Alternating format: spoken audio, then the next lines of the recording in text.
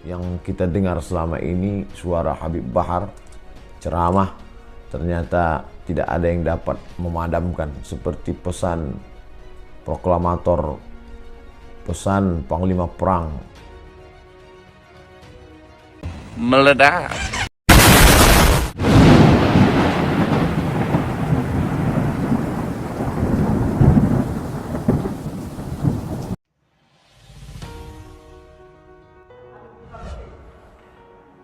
Kan ulama, balik lagi ke tadi. Ya, Habib adalah keturunan mengingat Rasulullah. Keturunan bertindak Rasulullah, tapi Anda sangat mengecam habaib ya, luar biasa. Anda mengaku umat Nabi, tapi Anda berani menjadi saksi sehingga membuat cucu Nabi masuk dalam penjara.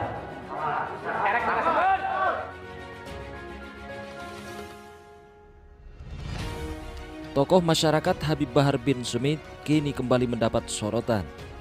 Hal ini karena ia kembali ditahan setelah sempat bebas. Ceramah Habib Bahar bin Smith dinilai melanggar karena dianggap telah menyebarkan berita bohong. Terkait ceramahnya itu, jauh sebelumnya kasus Habib Bahar bin Smith yang dipenjara sebenarnya sudah menjadi rahasia umum di kalangan para ulama. Termasuk diketahui oleh Ustadz kondang sejuta viewer, Ustadz Abdul Somad. Dalam sebuah tayangan, Ustadz Abdul Somad menanggapi masalah yang mendera sejawatnya itu. Ustadz Abdul Somad pun membeberkan sosok Habib Bahar bin Smith yang sebenarnya. Menurut Ustadz Abdul Somad, kejadian yang menimpa pada Habib Bahar sejatinya adalah hikmah bagi umat muslim, khususnya para da'i. Pokal Habib Bahar dari ceramahnya tidak mudah dipadamkan begitu saja. Ustadz Abdul Somad mengatakan bahkan suara Habib Bahar bin Smith itu seperti proklamator dan panglima perang. yang kita dengar selama ini suara Habib Bahar ceramah, ternyata tidak ada yang dapat memadamkan, seperti pesan proklamator, pesan Panglima Perang. Ustadz Abdul Somad mengaku sosok Habib Bahar bin Smith memiliki semangat ceramah dan dakwah yang berkobar. Ia mengistilahkan, boleh kau cabik-cabik dagingku, kau boleh robek jantungku, tapi jiwaku tak bisa kau bunuh. Tak bisa kau habisi dan tak pula kau bisa penjarakan, ungkap Ustadz Abdul Somad. Kau boleh cabik-cabik dagingku, kau boleh robek-robek jantungku, tapi jiwaku tak bisa kau bunuh, tak bisa kau habisi, tak bisa kau penjarakan. Apa yang kita lihat hari ini, jeruji besi tidak bisa memenjarakan pemikiran. Ustadz Abdul Somad menjelaskan bahwa dari kasus Habib Bahar dirinya menjadi sadar, kami yang di luar disadarkan betapa lemah dan tidak berdayanya. Selama ini ceramah menggelegar di atas mimbar, tapi ternyata apa yang sudah dilakukan, ungkap Ustadz Abdul Somad. Merubah lapas menjadi pesantren. Ini motivasi bagi yang di luar, motivasi bagi para da'i. Ternyata dakwah tidak terbatas hanya di mimbar, tidak terbatas hanya di tabligh akbar, tapi ada yang lebih besar. Inilah sebenar-sebenar dakwah. Ustadz Abdul Somad pun mengumpamakan bahwa jeruji besi tidak bisa memenjarakan pikiran Habib Bahar bin Smith. Perjuangan ceramah Habib Bahar tetap berlanjut, murid tetap banyak meski ia berada di balik jeruji. Bahkan lapas seolah berubah menjadi pesantren. Ia pun mendapat berita bahwa ada ratusan para tahanan di lapas sudah menghafal 98 hadis berkat Habib Bahar. Ada 1000 para tahanan di lapas yang menghafal 54 hadis Nabi Muhammad SAW. Padahal 40 hadis saja di dalam kepala sudah mendapatkan syafaat dan meringankan azab. Sebagaimana hadis Rasulullah SAW menjelaskan, aku tinggalkan kepadamu 2 perkara, kalau kamu pegang yang 2 ini tidak akan sesat selamanya, yaitu Al-Quran dan Sunnah Rasulullah SAW. Tetap istiqomah belajar sanad hadis kepada Habib Bahar bin Smith. Dapat berita bahwa ada 500 sahabat-sahabat di lapas yang sudah menghafal 98 hadis. Ada 1000 sahabat-sahabat di lapas yang sudah hafal 54 hadis Nabi Muhammad sallallahu alaihi wasallam.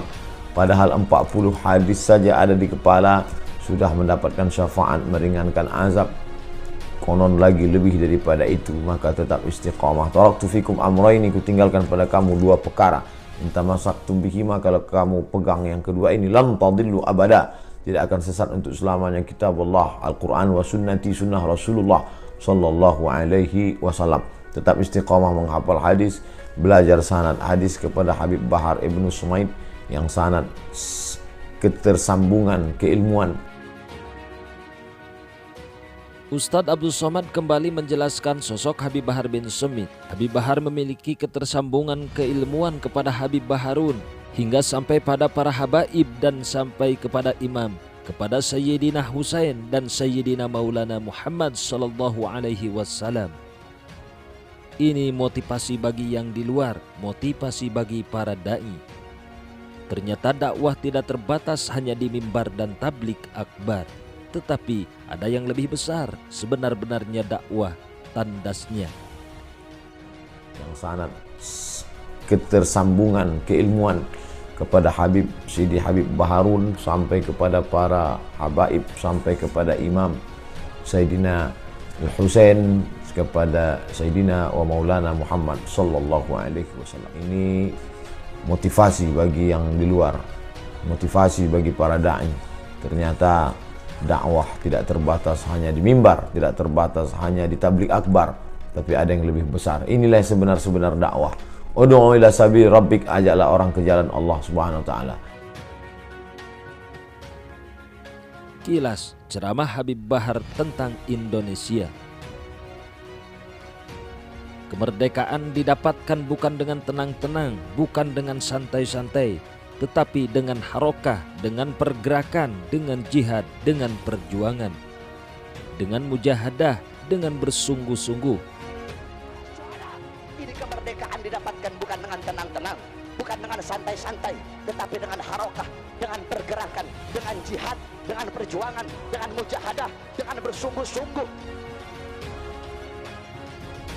Saudara sekalian yang dimuliakan, oleh karenanya tidak ada yang lebih mencintai Indonesia sebagaimana kecintaan umat Islam, para ulama dan para santri kepada Indonesia.